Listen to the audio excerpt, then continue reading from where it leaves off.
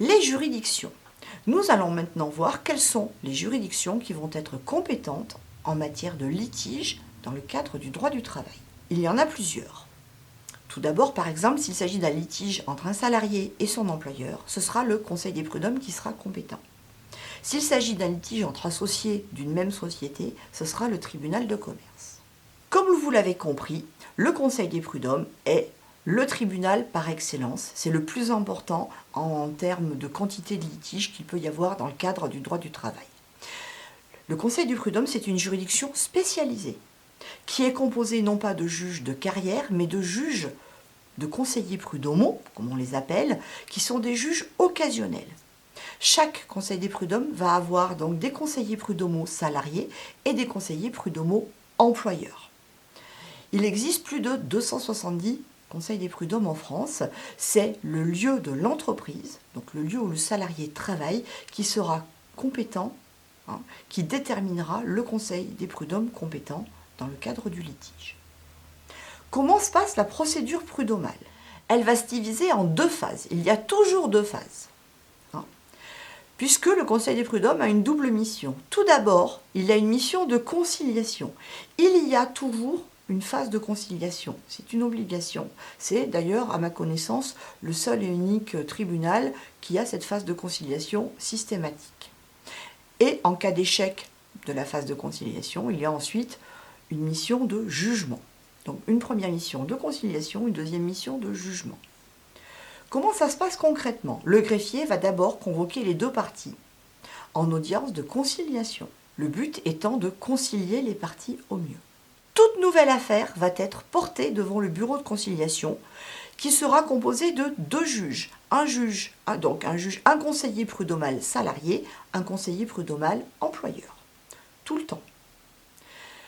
Si jamais il y a échec du bureau de conciliation, alors il y aura un procès-verbal qui sera consigné sur les points de désaccord et effectivement l'affaire doit se rapporter devant le bureau de jugement qui sera destiné à statuer sur le litige.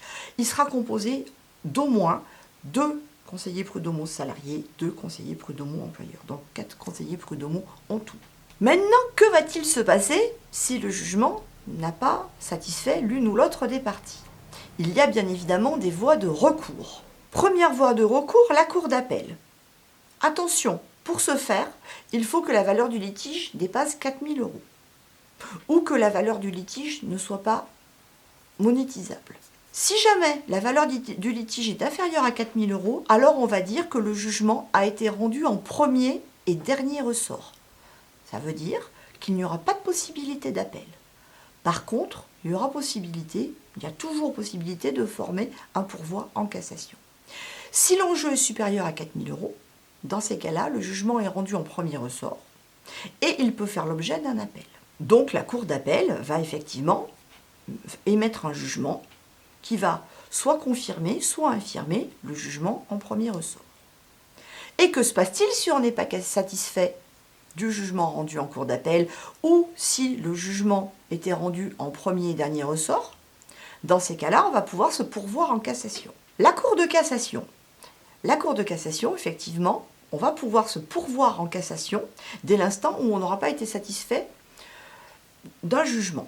Alors, soit on n'aura pas été satisfait d'un arrêt rendu par la Cour d'appel, soit on n'aura pas été satisfait d'un jugement rendu par le Conseil du prud'homme en premier et dernier ressort. Dans ces cas-là, on va pouvoir se pourvoir en cassation. Attention toutefois, la Cour de cassation ne juge que sur la forme, elle ne juge jamais sur le fond. C'est-à-dire que si vous estimez que sur le fond, le jugement n'a pas été bon, la Cour de cassation ne reviendra jamais dessus. Elle ne reviendra que sur la forme. C'est très important, effectivement, parce qu'il faut savoir que se pourvoir en cassation, ça coûte cher, ça demande des avocats spécialisés auprès de la Cour de cassation. Donc c'est un certain budget. Alors si c'est pour aller, on va dire, à l'échec, parce que c'est uniquement le fond qui pose problème, dans ces cas-là, ça ne sert à rien d'aller se pourvoir en cassation. Nous allons maintenant voir qu'il existe d'autres juridictions qui rentrent en ligne de compte. Tout d'abord, le tribunal d'instance. Il va être amené à connaître les actions qui vont échapper effectivement au conseil de prud'homme, mais également au tribunal de grande instance.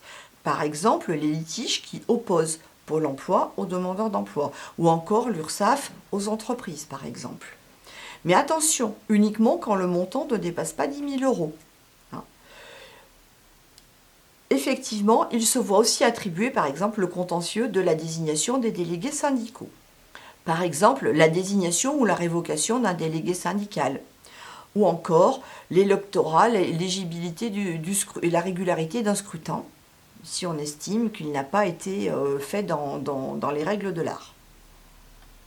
Le tribunal de grande instance va intervenir sur, on va dire, les mêmes choses, sauf que ce sera la valeur qui va être différente. Donc il va intervenir sur tout ce qui a échappé au tribunal d'instance parce que le litige était supérieur à 10 000 euros. Également lorsque les actions ne sont pas chiffrées, ne sont pas monétisables.